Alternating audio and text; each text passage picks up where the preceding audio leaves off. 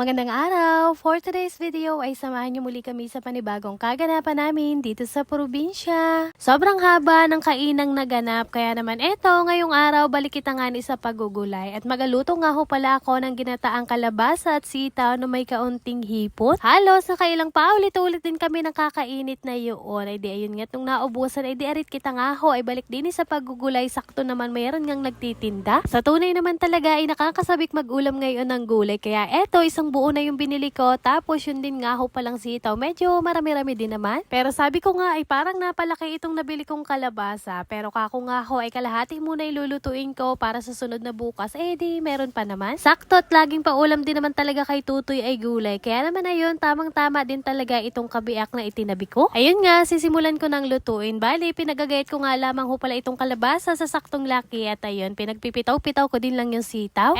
Sa kawali nilagay ko na nga ho pala itong kalabasa. Nilagyan ko ng mga pansamyang sibuyas, bawang, tapos itong pangalawang gata muna yung ilalagay ko. Saktong dami din lang talaga yung nilagay kong pangalawang gata para medyo mapalambot nga lamang. Tapos para sa pampalasa, naglagay lang ako ng asin saka paminta. At nung sa tingin ko nga ho pala na medyo lumalambot na siya, ay di ayun, sinunod ko na din ilagay kaagad itong sitaw para medyo makulukuloan na din. Ang gagawin ko dyan ay medyo papalambot-lambutin ko din nga ho pala bago ilagay ko na talaga yung pinakang kakang gata. Diba, kitang-kita nyo naman nga ho din sa background ko ay talaga naman nga puros ambon din lagi sa amin. Ay ilang araw na nga ho pala ari. Kaya naman talagang may pagkakataon na anong hirap bumangon, gumalaw kapag garingani ho pala ang panahon. Ay parang mas gugustuhin ko pa nga hong matulog na maghapon at talaga namang anong lamig. Pero kapag gani din nga ho pala ang panahon ay talaga namang oras-oras ay iisipin mo yung gusto mong kainin at lagi ka nga ning gutom. Tapos ngayong araw ay talagang napasakto pa din nga aring cravings ko na arit. Meron ngang naglako din sa amin ng gulay. Kaya naman ayun at napagbigyan na naman nga ni ang sarili ko. At ayun, balik kita nga ho pala din sa inaluto ko. Medyo lumambot-lambot na din nga ho pala yung mga pinaglalagay kong gulay. At ayan, nilagay ko na din nga ho pala itong kakang gata. At sa tingin nyo nga ho ay parang marami yung nailagay ko na yun. At dahil nga ho ginataan yan ay medyo gusto ko nga ho ay medyo marami-rami ang sabaw. Gusto ko nga rin ho ay medyo matagal-tagal makuluan itong ilalagay kong hipon. Kaya naman sa pagkakataong yan ay nilagay ko na kako nga ho ay di paglambot ng gulay ay di ito luto din ito. Dumaan nga ang Pasko at bagong taon na hindi man lang nakatikim ng hipon. Kaya naman ako'y bumili din nga lang ako sa bayan ng ilang piraso at alam nyo ba 200 pesos na nga ito kaagad. Medyo nag-iba-iba na nga ho ang kulay niya. At ayan nga habang kumukulo inilagay ko na rin itong sili para kako nga ho medyo may halang din naman itong niluluto kong pang ulam. Kaunting paghahalo na din lang at kako nga ho para matansya ko yung lasa. At ayun nga habang kumukulo siya ay talaga namang asbok nga ni ang usok ay talagang nakakagutom na kaagad. Na may pagkakataon na para bang gusto ko na nga ring dunggitin kaagad yung isang piraso ng hipon na talaga naman nga nihong nakakasabik ulamin ito. At ayun nga napansin ko na parang hindi maganda yung nyug na nagamit ko. At kako nga ho ay parang paluto na ari ay parang hindi siya lumalapo. Pero ano pang ang magagawa ay kako nga ho ay ayos na ari at paluto na din naman. Kaya naman eto't kagad ko na din nga ho pala yung hahanguin para makakain na. At yun lamang for today's video. Maraming salamat sa inyong panonood. God bless.